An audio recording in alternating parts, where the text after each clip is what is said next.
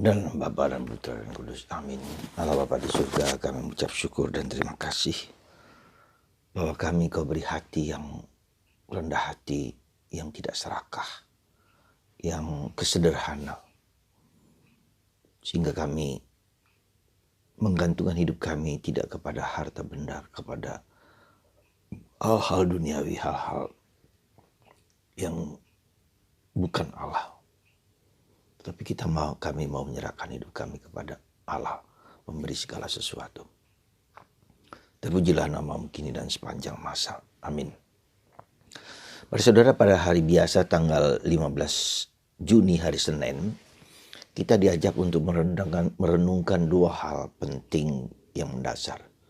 Yang pertama adalah melatih untuk tidak serakah. Kedua, supaya kita tidak dendam satu sama lain. Dalam bacaan Injil, dalam bacaan pertama dari kitab Raja-Raja, Raja Ahab yang lemah itu menginginkan tanah dekat istananya, dan tanah itu sudah ditanami dengan kebun anggur milik Nabot. Nah, si raja ini menghendaki, sudah punya segala sesuatu, tetapi ingin menghendaki tanah warisan dari Nabot ini. Tetapi Nabot mengatakan, aku tidak mau menjualnya karena ini tanah warisan.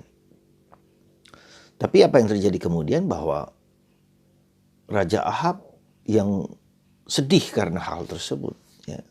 Kemudian si istrinya, ya si jahat ini, si Yezebel ini mengatakan, kamu kan raja, bisa aja lakukan segala sesuatu, pasti kau dapat miliki. Nah, apa yang terjadi kemudian kita lihat, si Yezebel dengan trik-triknya, dengan tipu muslihatnya, lalu Nabot dibunuh dengan tuduhan-tuduhan palsu. Akhirnya tanah itu diambil oleh raja. Ya, jadi kita lihat keserakahan, tapi juga kerapuhan hati ketika sebagai raja dia harus justru melindungi rakyatnya. Tetapi justru dengan begitu lemah dipengaruhi oleh pengaruh jahat Yezebel. Nah, kita bisa mengerti kemudian latar belakangnya. Ketika orang tidak bersatu dengan Allah, mudah sekali dia dipengaruhi oleh hal-hal yang jelek di sekitar dia. Jadi dia serakah, gitu. Ya, diserakah dan mengambil harta orang, kekayaan orang yang bukan haknya dengan cara yang licik dan bengis, ya. Ya, dengan akhirnya mematikan dengan tuduhan palsu, Nabot dihukum mati. Ya.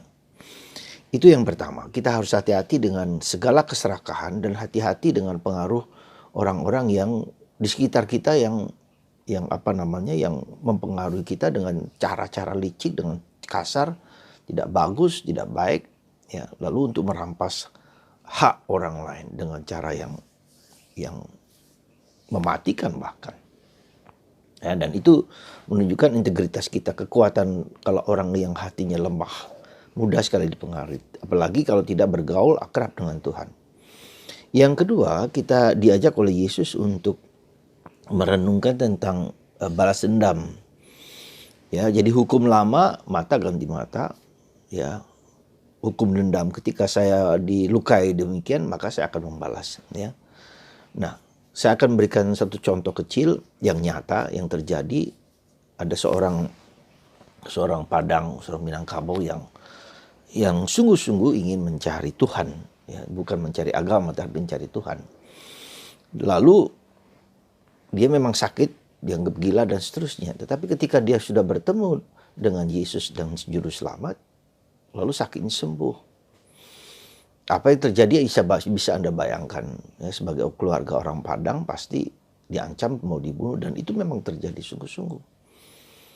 Ya, diperlakukan sungguh-sungguh kejam dan sungguh-sungguh. Tetapi Tuhan luar biasa menyembuhkan dia dengan penyakit yang aneh tersebut, disembuhkan. Tetapi setelah bahkan dia dipenjarakan karena hal tersebut oleh kelompok-kelompok yang tidak suka kalau orang itu memiliki iman yang lain. Ya, tapi karena dia memiliki pengalaman akan Allah, akan Yesus sebagai juru selamat, bukan hanya dan dia punya moto bahwa saya akan mengenal Tuhan yang benar, ya, bukan karena agama yang benar, mengenal Tuhan yang benar. Dan dia ketika berani mencari itu, ya, sungguh-sungguh mencari Tuhan, maka dia menemukan Tuhan, dan ketika keluarganya dan saudara-saudaranya yang lain mengancam dan mau membunuh dia, dia tidak takut. Ini luar biasa menurut saya. Yang kedua, kenapa saya ceritakan dia, karena orang itu tidak dendam dengan keluarganya. Tidak dendam, bahkan mencintai, mengasihi dia. Meskipun dia diperlakukan oleh saudaranya sendiri, oleh keluarganya, oleh teman-temannya. Tapi dia tetap mencintai. Ya, mengasihi dan tidak membalas dendam. Ya, karena yang dia alami itu bukan karena kehendak dia, tapi Tuhan yang datang kepadanya, yang menyembuhkan dia, yang menyelamatkan dia. Maka ketika dia juga mengatakan, saya tidak takut karena Tuhan sendiri. Tuhan itu siapa yang dapat mengalahkan? Di dalam kasih Tuhan tidak akan dikalahkan oleh penderitaan, oleh salib, oleh kematian, oleh kemalangan, oleh kemiskinan dan seterusnya. Jadi yang saya mau sampaikan kepada Anda adalah ketika kita memiliki roh, dan ini dikatakan oleh dia juga, ketika kita memiliki roh Tuhan, maka roh itulah yang tidak ada di agama tertentu, ya. Nah, yang muncul adalah belas kasih, pengampunan, ya, sabar, murah hati, lemah lembut, ya. Tak ada pikiran sama sekali dengan dendam kepada keluarganya, kepada orang-orang lain. Justru karena kasihlah supaya mereka menemukan Sang Tuhan sejati. Saudaraku yang terkasih dalam Kristus, kita bersyukur, ya, Tuhan sungguh-sungguh Tuhan yang tak bisa dikungkung oleh pandangan, oleh sifat, oleh ideologi dan seterusnya. Ya. Karena apa? Karena Tuhan juga berbicara kepada kita, kepada dunia, ya, berkarya, bermisi, menobatkan orang dengan mimpi, dengan mimpi, dengan dengan perbuatan kasih, sehingga orang mengenal Tuhan yang benar. Ya. Demikian juga dengan saudara kita tetangga yang sebelah tersebut, ya. Jadi meskipun kita ditolak, meskipun kita diperlakukan tidak adil, meskipun kita dilecehkan dengan berbagai macam cara, bahkan diperlakukan dengan kejam, dia tidak bersalah tapi dihukum 1,5 tahun. Ya. Tapi itu harga yang harus dia bayar, yang mengatakan aku siap karena aku sudah mengenal Tuhan yang benar, ya. Maka saudaraku yang terkasih dalam Kristus, ketidakbolehan kita balas dendam itu bukan hanya karena saya, tetapi karena Tuhan. Ya. Maka dia mengutip orang tersebut kata-kata Yesus, ya Bapa, ampunilah mereka, karena mereka tidak tahu apa yang mereka buat.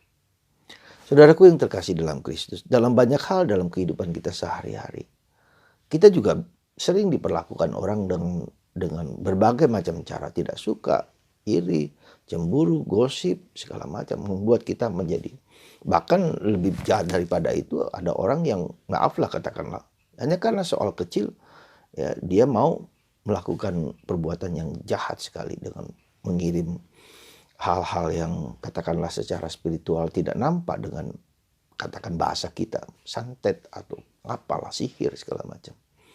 Dan itu hati manusia yang punya kecenderungan untuk balas dendam. Dan justru Kristus di sini Yesus itu memutuskan benang lingkaran setan. Ya, dengan mengampuni kita, memaafkan kita, ya, dia mengubah hati manusia yang balas dendam tersebut, hukum balas dendam, ya, mata ganti mata, ya, perbuatan ganti perbuatan, lebih lagi ketika saya diperlakukan, saya akan kejam memperlakukan orang. Itu justru diputus oleh Kristus yang wafat di salib, yang mati di salib dengan sabdanya, ya Bapa, ampunilah mereka karena mereka tidak tahu apa yang mereka buat. Karena itulah saudaraku yang terkasih, saya merasa menganggap ketika roh ada Allah dalam diri kita, buah-buah roh itu yang harus nampak dalam diri kita. Kita sungguh-sungguh, kita belajar mengampuni, kita belajar memaafkan, ya, di antara kita sendiri juga. Ya, ketika kita mengalami terus-menerus hal-hal seperti itu, justru itu tantangan, ya, bagi kita untuk mendoakan sungguh-sungguh, ya, orang-orang yang melukai kita, menjelekkan kita, menghancurkan kita. Kesempatan sungguh kita untuk memberikan itu kepada orang lain. Maka mari saudaraku, Anda dan kita semua yang telah dipenuhi oleh Roh Kudus, mari kita buktikan, mari kita ungkapkan, mari kita usahakan, ya, buah-buah roh itu. kepada orang-orang yang membenci kita. Ketika kita diperlakukan tidak adil, bukan sebaliknya kita membalas, tapi kasih, pengampunan, maaf yang tulus dari hati, yang berasal dari roh Tuhan, dan kita berikan kepada orang lain. Anda dan saya dipanggil untuk hidup dalam roh, dan itu salah satu indikasinya. Kalau tidak, maka akan terjadi apa? Keserakahan seperti Raja Ahab, Isabel, dan banyak lagi orang lain. Terjadi apa? Balas dendam, mata ganti mata. Ya, hukum alam ini. Ya, maka kita lihat ya hukum alam dan hukum Roh Kudus di atas itu. Jadi kalau kita kembali ke sini, maka kita menjadi manusia lama. Ya, dikuasai oleh dosa, dan ini adalah kematian. Tapi ketika kita angkat hukum Allah, hukum Roh, maka ini akan menjadi keselamatan kita. Ya, mari kita hidup dalam tingkat yang lebih tinggi karena kita sudah dipenuhi Roh. Tetapi kalau kita penuhi Roh tapi sikap kita masih manusia lama, ya, maka Roh itu belum bekerja ya dalam diri kita. Maka kalau kita kemarin perhatikan dengan hari raya tubuh dan darah Kristus, maka ketika manusia lama kita tidak mengerti ini tubuh dan darah Kristus, ini roti dan anggur yang biasa saja. Tapi ketika kita ada Roh, kita naik ke atas, mengerti bahwa roti dan anggur yang telah dikonsekrir itu adalah Yesus, tubuh dan darahnya. Inilah yang disebut iman. Ya. Roh Kudus naik. Maka mari saudaraku kita hidup di atas ya, level ilahi. Dan untuk sampai ke sana harus ada yang disebut dengan penderitaan, kematian, dan kebangkitan. Yang ku kehendaki adalah mengenal Kristus dan kuasa kebangkitan dan bersatu dalam kematiannya. Mari kita mati terhadap manusia lama kita supaya kita hidup dalam Roh. Tuhan memberkati Anda semua. Bapa di surga, berkatilah anak-anak-Mu ini yang mendengarkan sabda putramu lewat mulut hamba-Mu ini. Semoga Roh yang sama yang tinggal dalam hati kami menyentuh, membongkar, memperbaiki manusia lama kami. Dan tidak takut menyebarkan roh kebaikan kepada siapapun. Berkat-Mu atas kami, terutama yang sakit, yang menderita, dikuatkan oleh kasih karunia Allah dalam nama Bapa dan Putra dan Roh Kudus. Amin.